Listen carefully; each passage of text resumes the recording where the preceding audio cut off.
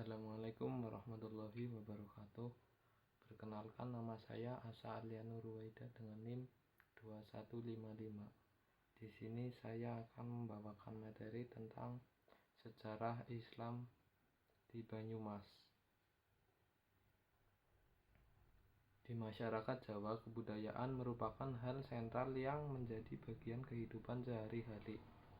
Dalam konteks kebudayaan, masyarakat Jawa dibagi menjadi dua, yaitu penduduk pesisir dan pedalaman. Pada masyarakat pesisir, terutama utara, yang aktivitasnya berhubungan dengan perdagangan dan nelayan, memiliki pengaruh yang kuat dari Islam. Sementara daerah-daerah pedalaman yang bercorak kejawen berpusat pada kota-kota kerajaan Yogyakarta dan Surakarta serta Karesidenan Banyumas, Kedu, Madiun, dan Malang. Wilayah Jawa Tengah bagian barat selatan yang meliputi Banyumas, Cilacap, Purbalingga, Banjarnegara, dan Kebumen dalam sejarahnya mempunyai kaitan dengan sejarah kerajaan di Jawa. Sejarah kerajaan Jawa tidak bisa lepas dari eksistensi Majapahit, Kesultanan Demak, Mataram, Yogyakarta, dan Kasultanan Surakarta. Kerajaan-kerajaan besar di Jawa tersebut secara geografis cukup jauh dari wilayah JTBS. Kondisi ini cukup berpengaruh terhadap konstruksi kebudayaan yang sangat berbeda dengan tradisi dan kebudayaan keraton. Dari sisi bahasa misalnya, masyarakat Jawa Tengah bagian selatan memiliki dialek yang berbeda dengan wilayah kerajaan-kerajaan Jawa di Demak, Yogyakarta, Surakarta, dan Jawa Timur. Dialek yang bisa disebut dengan ngapak menjadi ciri khas Banyumas dalam konstelasi kebudayaan Jawa. Dalam pandangan Ahmad Tohari, bahasa Jawa Banyumasan merupakan bentuk lanjutan dari bahasa Jawa asli Kawi. Sementara bahasa Wetanan merupakan bentukan baru dari proses politis terutama oleh Sutawijaya. Berdirinya Banyumas yang wilayahnya meliputi Kabupaten Banyumas, Banjarnegara, Cilacap, Purbalingga, dan Kebumen bersamaan waktunya dengan meninggalnya Sultan Hadiwijaya tahun 1582. Meninggalnya Sultan Hadiwijaya menjadi awal runtuhnya Kerajaan Bajang dan titik awal proses berdirinya Kerajaan Mataram. Banyumas yang semula sebagai bagian dari Kesultanan Bajang mengikuti perubahan dan beralih menjadi di bawah kekuasaan Kerajaan Mataram dan dipimpin oleh Panembahan Senopati atau Raden Sutawijaya pada tahun 1587 sampai 1601. Banyumas dipimpin pertama kali tahun 1582 oleh Kiai Raden Adipati Wargahutama II. Corak Islam kejawen tersebar ke seluruh wilayah kekuasaan Mataram termasuk Banyumas. Secara tradisi, Islam model ini cocok dengan karakter masyarakat Banyumas yang masih terpengaruh secara kuat oleh tradisi Hindu, Buddha, dan tradisi agama-agama lokal. Mistisme pada masyarakat Banyumas masih sangat kuat, sehingga pada saat Raden Sutawijaya menginstruksikan seluruh rakyatnya berpindah ke agama Islam dengan corak kejawen bisa diterima secara masif. Islam kejawen merupakan bentuk pertemuan antara Islam dan budaya Jawa melalui pendekatan sufistik. Pendekatan ini relatif menepikan unsur-unsur teknik dari agama seperti syariat atau fikih, melainkan lebih kepada orientasi substantif dari keagamaan. Implikasi teknisnya adalah pada masa awal Islam, kejawen ala Mataram tidak berubah praktik-praktik keagamaan secara mendasar. Praktik-praktik keagamaan secara mendasar, misalnya bakar dupa atau membuat sesaji pada ritual keagamaan masih berjalan dan tidak dilarang.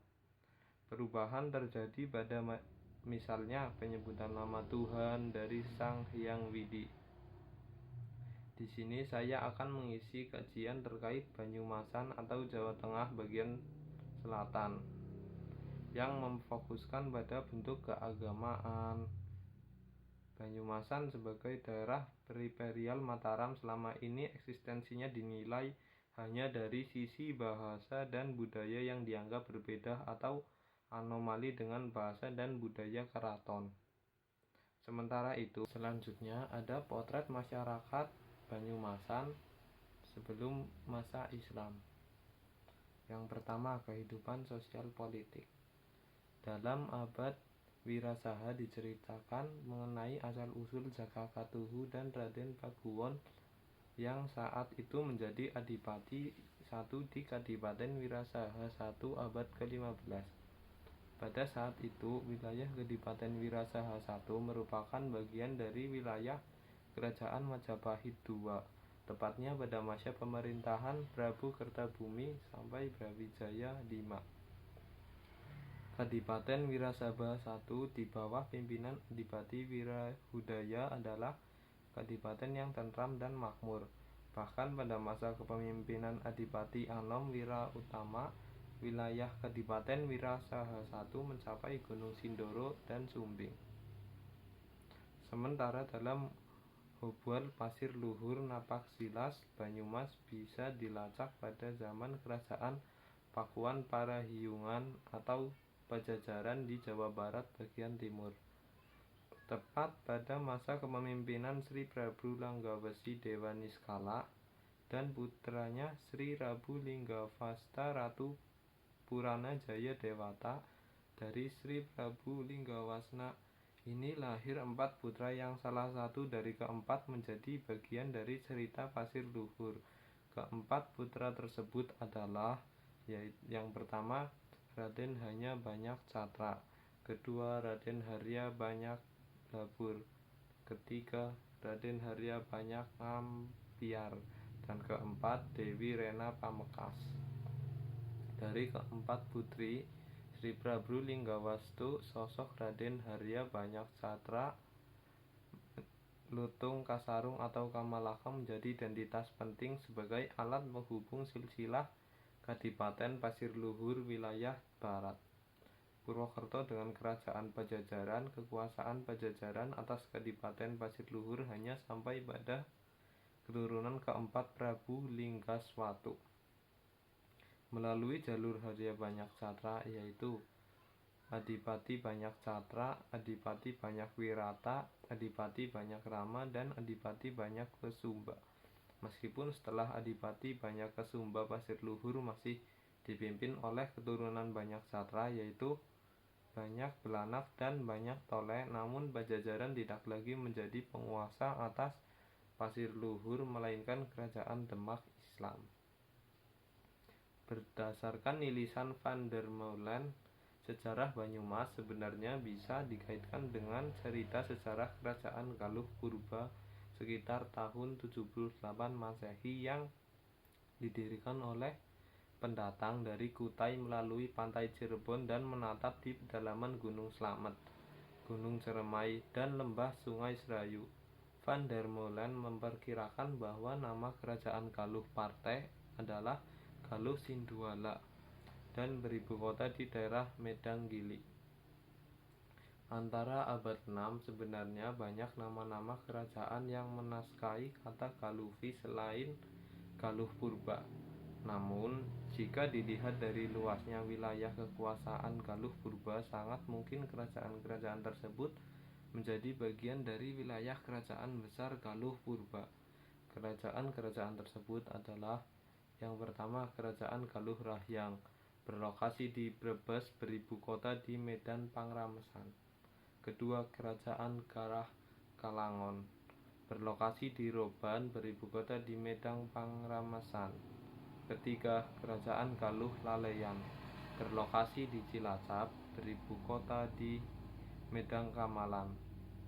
Keempat, Kerajaan Galuh Tanduran, berlokasi di Pananjung, beribu kota di Bagolo.